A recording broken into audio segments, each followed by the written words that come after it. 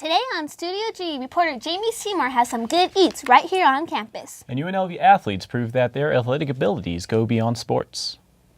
Don Snyder will be in the studio giving us the inside scoop on the UNLV Now project. Get ready for an exciting show right here on Studio G.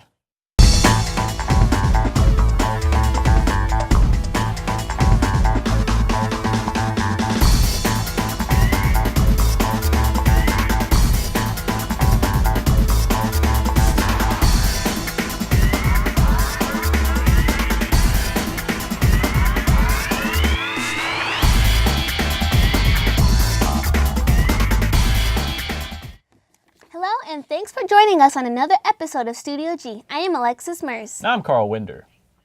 We start off today's show with a groundbreaking story from reporter Jamie Seymour. Thanks, guys. Groundbreaking has officially begun for the UNLV Transit Center.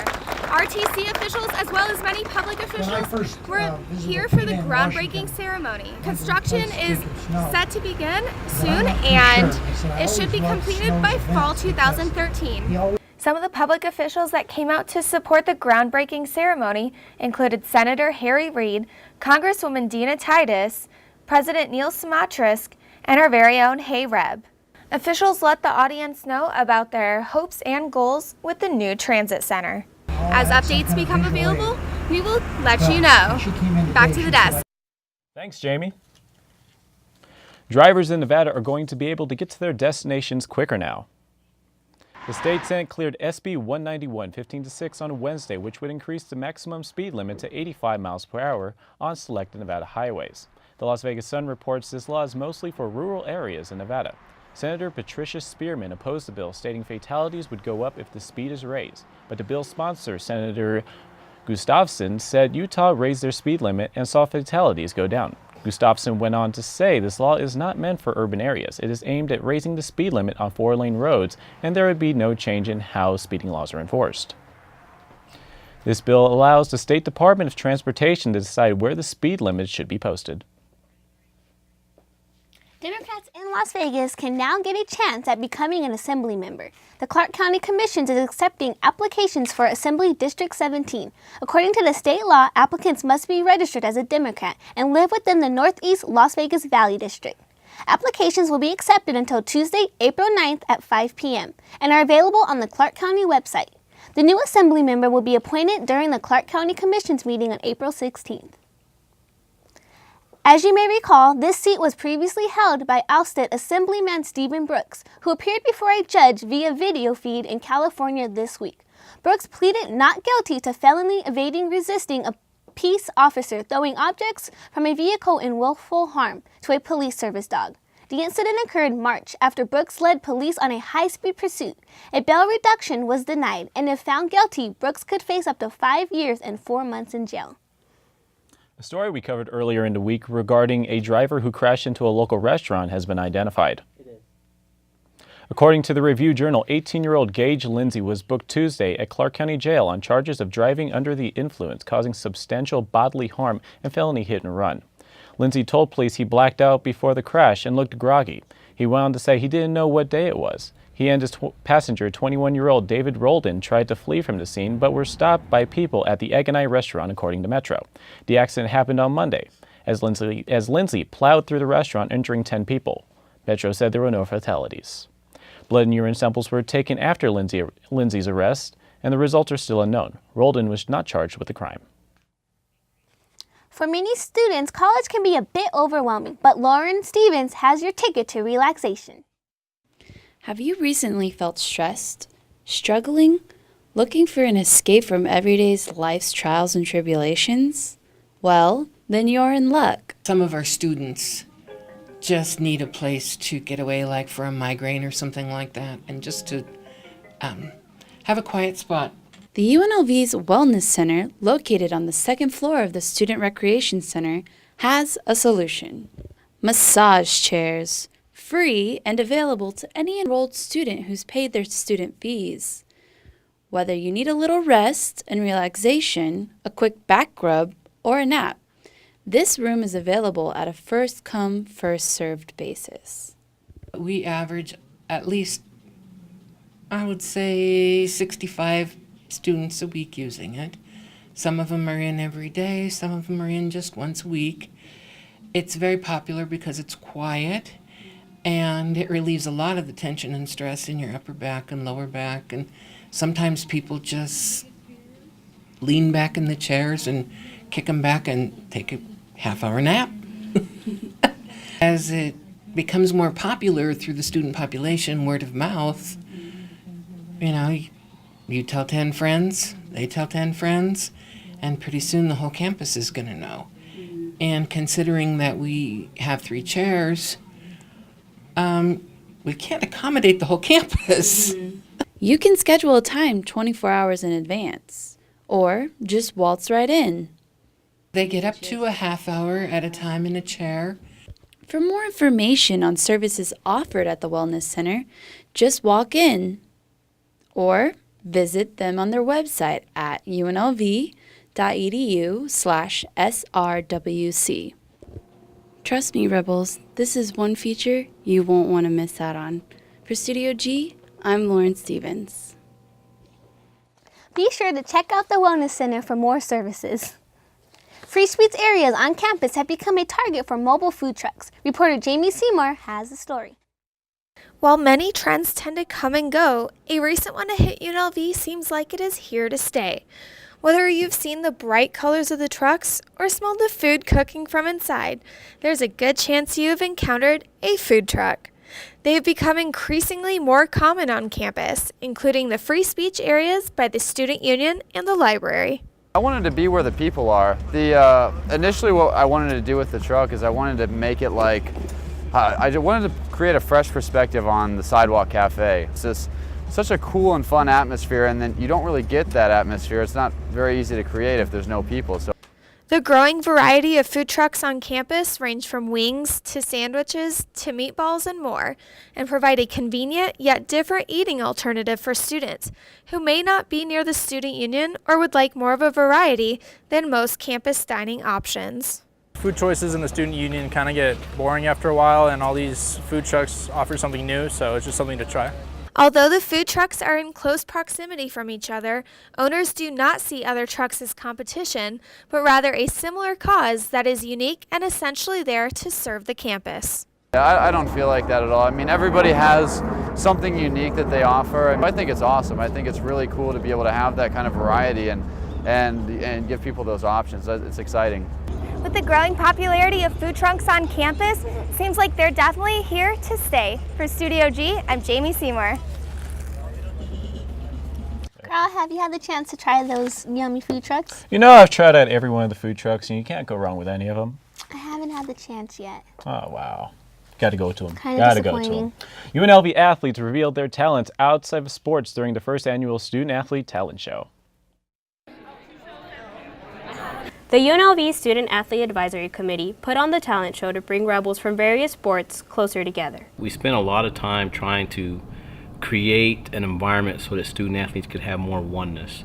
So a lot of student athletes over the years have been complaining about, I've never met the soccer team, I don't even know who's on the tennis team. With only 2 days of rehearsal, each team had to submit a group to perform and impress the judges. The first place trophy went to the baseball team for their performance inspired by the movie Pitch Perfect. Getting paid is a forte, each and every day, a true play away. I can't get out of my mind, I think about the girl all the time. I like the way you work it, no diggity, gotta bag it up, babe. I like the way you work it, no diggity. I mean, it was kind of one of the most exciting things of the year. I wasn't really expecting to win, and I mean, we came out and performed well, and it was just a blast. It's a big win because Coach said Thursday when he told us that we needed to do something for the talent show, he said we need to sweep this weekend and then sweep the talent show. We just hoped we would have fun with it and the audience would like it. Many athletes are already preparing for the next year because if there's one thing they know how to do is compete. The great thing about this population of students is they're extremely competitive, and so they hate losing. And so the fact that, you know, second place is the first place loser, you know, that's drilled into them. So yeah, a couple teams that were not excited that they didn't win, and they're like, next year. For Studio G, I'm Maria Landeros. Congratulations to the baseball team for their win and to all the UNLV athletes for a great show. It's now official. Late night TV is about to change.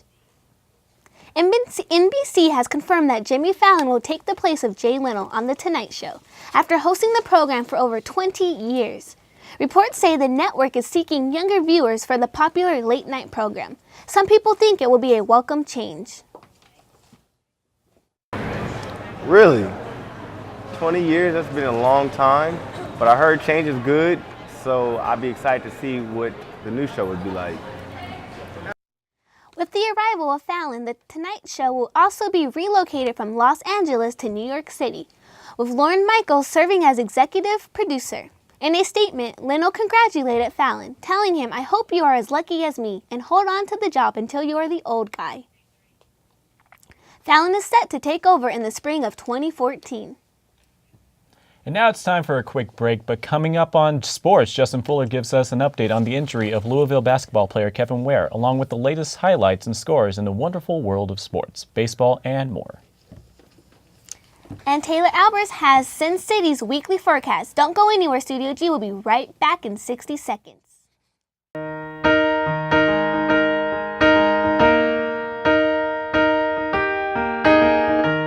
Where is the moment we needed the most?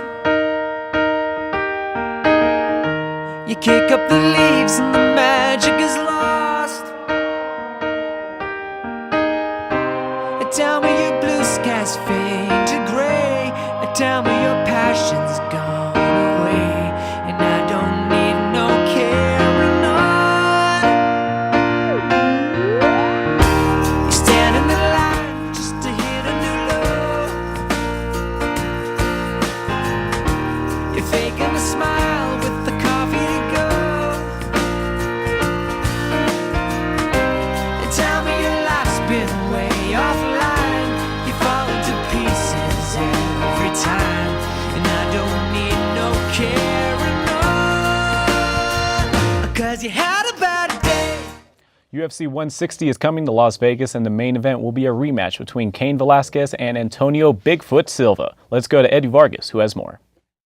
UFC 160 is set, and it will be here in Las Vegas on May 25th at the MGM Grand Arena. The main event will be a rematch between Cain Velasquez and Antonio Silva, aka Bigfoot. They will be fighting for the heavyweight belt of UFC. Right before spring break, I got the opportunity to interview Antonio Silva as he was out here promoting his upcoming fight. He said that this time he is more prepared. And now I'm focused, I'm different. Now I come to more light for this fight to make 270, 275, because I know that Cain Velasquez more faster than me, and I need to be light. I also got the privilege to interview former UFC heavyweight champ Junior Dos Santos over the fight. Well, my opinion, I think it's gonna be a good fight for the fans, you know, because Cain Velasquez is really tough dude. Bigfoot Silva is my friend and really good too, you know. And I think this time it's gonna be different. I'll be rooting, you know, to be different. I hope Bigfoot wins the title. Junior fought Cain Velasquez for the second time in UFC 155, where he lost his belt to the new heavyweight champ, and he said he is ready for another rematch. I can't wait. Cain Velasquez and Dos Santos 3. We have to have this. You know, I think the first fight was very fast. You know, I won. The second fight, I wasn't there. I wasn't feeling. The last time Bigfoot and Cain met was in UFC 146, where we got to witness one of the most brutal and bloody fights this sport has ever seen. A lot of people expect Cain Velasquez to win it again, but Antonio Silva is a different fighter now. Well, we will see what happens when these two fighters meet again in the octagon and see if Bigfoot could become the new heavyweight champion of UFC. Reporting for Studio G, I'm Eddie Vargas. The first fight was a good one, and may the best fighter win on May 25th at the MGM Grand. Now let's send it to Justin Fuller with sports. And now it's time for another edition of Studio G Sports. Let's start off with some news from college basketball, where the University of Rutgers fired basketball head coach Mike Rice after a videotape surfaced of him shoving, grabbing players, tossing balls at them, and using derogatory slurs during practices between 2010 and 2012. The videotape broadcasted on ESPN Outside the Line that ultimately led to the firing of the coach, who took full responsibility for his actions. There's no explanation for what's on those films, because there is no excuse for it. I was wrong. And I want to tell everybody who's believed in me that I'm deeply sorry for the pain and the hardship that I've caused them. Rice coached Robert Morris to 2 NCAA appearances before taking the job for the Scarlet Knights, where the team went 44-51 in the 3 years he coached. On the brighter side of college basketball, great news for you guys about Louisville basketball player Kevin Ware. The sophomore guard is back on his feet after breaking his leg in the Elite 8 matchup with Duke and even plans to travel with the team to Atlanta. Ware recounts moments from after the accident where he suffered that gruesome injury while attempting a block. Coach P just kind of gave me one of those looks like somebody just saw a ghost or something like that, and I'm looking at him like, you know, confused. So I look down at my leg and it's kind of like my arm, and I see my sneaker on, but my leg is like this. So I just go into automatic shock. And with all that in mind, I almost forgot that the Final Four will take place this Saturday in Atlanta. Number 9 Wichita State will take on number 1 Cardinals starting at 3:09 Pacific time. In the other matchup, number 4 Syracuse will take on number 4 Michigan following that game afterwards. These games will be aired on CBS. To the NFL, the 49ers boosted their secondary by signing Nnamdi Asomugha to a 1-year deal that's worth up to $3 million. This comes after the former All-Pro was released by the Eagles after 2 disappointing seasons. Also, the Green Bay Packers are closing in on a deal with Clay Matthews. According to sources, the deal should be worth around $13 million a year. Matthews has 42.5 sacks in his 4 seasons with the Packers. Well, that does it for sports. Here's Taylor with the weather. Taylor. And thank you, Justin. Right now we're sitting currently at 78 degrees. It's going to be nice today. However, it will be cloudy, and although the winds are calm right now, they're going to be getting up to about 12 miles per hour later in the day. If you see out our almanac, our days are going to be getting longer and longer as we edge towards summer. Right now our sunset's at 7:06, and it's just going to keep getting later. Over on the current weather for southern Nevada, you see it over around Reno, where they're even getting moisture by like Tahoe and Fallon. But down at Las Vegas, it seems like we're a little bit surrounded by sunshine while we're clouded down. Mercury, Kingman, and George are all sunny, and Kingman's even at 80 degrees. Right now, Las Vegas still at 78. Going over to our national current weather. Nationwide, it's pretty much cloudy, except for Fargo up there, 34 degrees though. Down there at Miami has nothing to complain about at 83 degrees. And now jumping over to our satellite radio, see that moisture is moving up through our northwest and southeast, which you see over on our Nevada satellite also. The moisture is moving up through mid-Nevada and into northern and on the very southern tip. Now going to our 7-day forecast, we don't have anything to complain about for this weather. It's sunny all weekend and throughout next week, going into the 70s and 80s. That's all the weather I have for you this afternoon. Now back to Carl at the desk. Thank you very much, Taylor. Tough Mudder is a 12-mile off-road marathon with obstacle courses that are designed to test your physical and mental strength. Reporter Taylor Albers followed one student to the gym to see if he's prepared for competing for his first time. With only a week until Tough Mudder begins right outside of Las Vegas, participants like Jerry Nguo are going through last-minute preparations to get in shape. So far, I try and make it at least 2 or 3 times a week. I try to go to the gym once. I would run in the park and, just generally make sure my body is ready. Jerry uses the Student Recreation and Wellness Center right here on campus. So what I like to do, it's called a burnout. You run a lap upstairs in the gym, then you go do 5 pull-ups, then you do leg stuff. You keep on doing that until you basically burn out. After like a month of working, I can do this.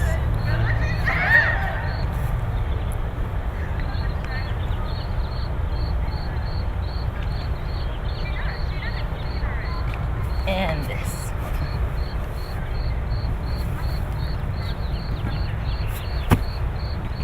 But as former participant Ismail Diva knows, it's not just about physical preparation.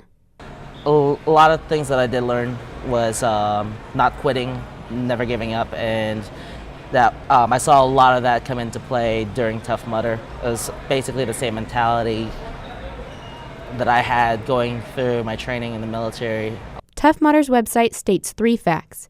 Marathon running is boring, mudders do not take themselves too seriously, and you cannot complete a Tough Mudder course alone. Hopefully my teammates will be able to push me if I end up crashing, or actually I had one really cool dude say if I ended up dying during the run, he will pick me up and finish the run with me on his back. That was pretty cool. And it was exactly that type of camaraderie that Ismail experienced last year. There was one particular obstacle. It was the Berlin Walls. I was way too short to get up there, and I didn't have the vertical jump to climb up by myself. I needed one of my teammates to give me a boost to get up there and lift myself up. Which means that Jerry's goal is not just about crossing the finish line. It's about helping others as well. I want to see how many of my teammates I can help across that line. When I cross the finish line, if in my mind's like, I helped this one other person get through this one obstacle, I think I'll achieve what I came for.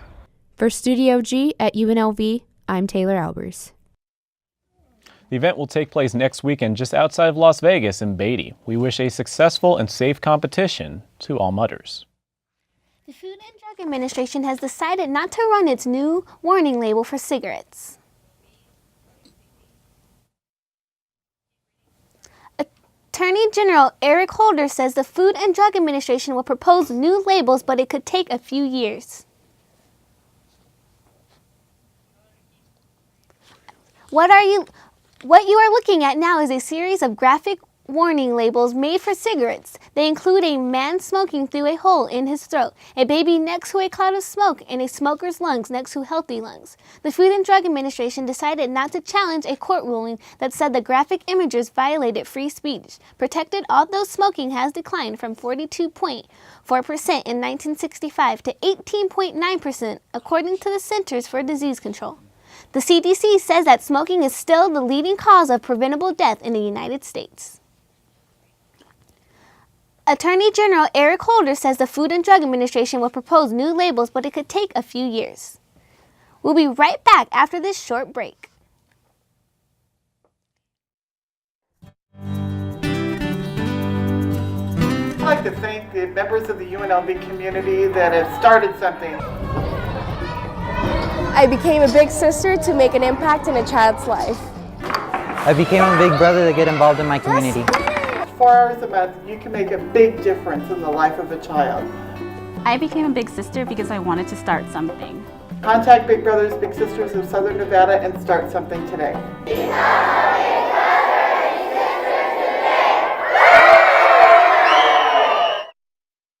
Welcome to the Art Department at UNLV, where students can express their creative side. You can also check out the current exhibits at the Grant Hall Gallery, Jesse Metcalf Gallery, and Donna Beam Gallery of Fine Art, featuring recent artwork displays by students, staff, and local artists. Whether your forte is taking photos, painting a picture, or carving a sculpture, make sure to check out the UNLV Art Department located in the Alta Ham Fine Arts Building. Hey guys, and welcome back from the break. I'm Austin Ian, joined in the studio today by the UNLV Now project leader, Don Snyder. Don, thank you so much for joining us. It's a pleasure, thank you. Well, of course, we thank you for coming in. And let's talk about it right away, right off the bat. Severing ties now with Majestic Realty for the UNLV Now project. May 27th, effective after the 60 days. Yeah. What went into that decision? Well, this is all about helping the project get done. This is a difficult project. It has a lot of moving parts. I say that a lot.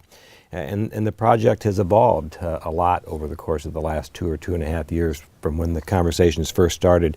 Initially, it was very much of a project between the university. It was a university project to bring football basically back on campus and use that to create some energy in terms of doing some redevelopment on campus. And so a partnership between Majestic and the university made a lot of sense. As the project evolved, it became something much more than just bringing football back on campus. It became a facility that was going to have as many as 60,000 seats. It was going to be a facility that was as much for the resort industry as it was for the university. Right. And so that evolution is why there's been a change. Now, did MGM backing out have any result on you guys severing ties with Majestic? Not really. I think the broader issue is that it became clear that this project needs to be a partnership between the university and the resort industry as a whole. And to have a private developer in between those conversations was complicating the ability to get consensus amongst all the stakeholders with regard to what the project should be. Speaking of partners, once you guys sever ties now, 2 years before you can actually re-sign another partner unless you consult Majestic first on an offer. What are you guys going to do in that 2-year time period when this delay is going on? Well, they have a first right of refusal, which is what you're referring to, right. For the next 2 years. I think that this project, it's much more important to get a project done right than it is to get it done fast. This is a project that is going to serve the university and the community as a whole for the next many decades. And so I think to take an extra couple of years now to make sure that we get the project properly conceived is what's important. So we're taking the time to do that. I think between now and 2 years from now, we'll have a chance to engage the industry, what I refer to as the stakeholders, more completely, to make sure that the project reflects what is necessary and needed for the university and what's necessary and needed for the resort industry. And once we get through that process and then we determine what the project needs to be, how much it's going to cost, and how it gets funded, then we'll be ready to go. And Majestic, I think any time during this next 2 years has the opportunity to stay tuned and to be engaged at the time that it makes sense. Do you foresee or have you thought about any new partners? Obviously, it's so very early in the project still. Have you guys thought about that yet? No, we haven't. I mean, this is all about the university working directly with the resort industry to make sure that the facility that is designed and then eventually built is a facility that meets the needs of the university and the resort community as a whole. Right. To have a developer in between those partners right now is just not a natural or a necessary part of the project. You guys also, if this goes through and you're building it there, right next to McCarran Airport, what kind of challenges do you run into with aviation authority, stuff like that, building next to an airport, especially McCarran? Well, I think the airport is just one of many stakeholders that we have to properly engage. Right. I mean, these type of projects have a number of different issues that you have to work through. I've been involved with large projects before, and the Smith Center, which is a project I'm very proud of, from the first conversation to when we actually opened the doors was 18 years. Wow. And so it takes a while. I don't think it's going to take us 18 years here, but the type of issues you're talking about are the issues you have to work through to make sure that you've properly considered all the things that need to be considered. Also having to establish a tax finance district. Let's talk a little bit about that. How long do you foresee that taking? Well, I think that's one of the things that we hope to get accomplished in this legislative session. Right. I consider, it's referred to as AB 335, I consider that to be enabling legislation that basically creates a tax district, which is the university campus, which provides an opportunity to do funding. It basically allows anything that gets built that creates tax revenues to be able to create a funding mechanism. It's not a large amount of funding that gets created, but it's an important part of the project. Even more important, it creates an authority, a governance body that really allows us to go through this planning process that I've alluded to bring the stakeholders together in a way to both get input and then to make decisions, and that's a lot of what we will do over the course of the next 2 years. But I think getting this legislation passed in this current legislature is really important in terms of keeping that process moving forward. Well, Mr. Snyder, thank you so much for joining us today. Time flies, apparently. We're talking UNLV Now project, so thank you so much for joining us in the studio. All right, guys, now let's send it back over to Carl and Alexis at the desk. Well, that's our show for today. Thank you for watching Thursday's edition of Studio G. I'm Carl Winder. And I'm Alexis Mers. Be sure to check out past episodes on studiog.unlv.tv. See you next week.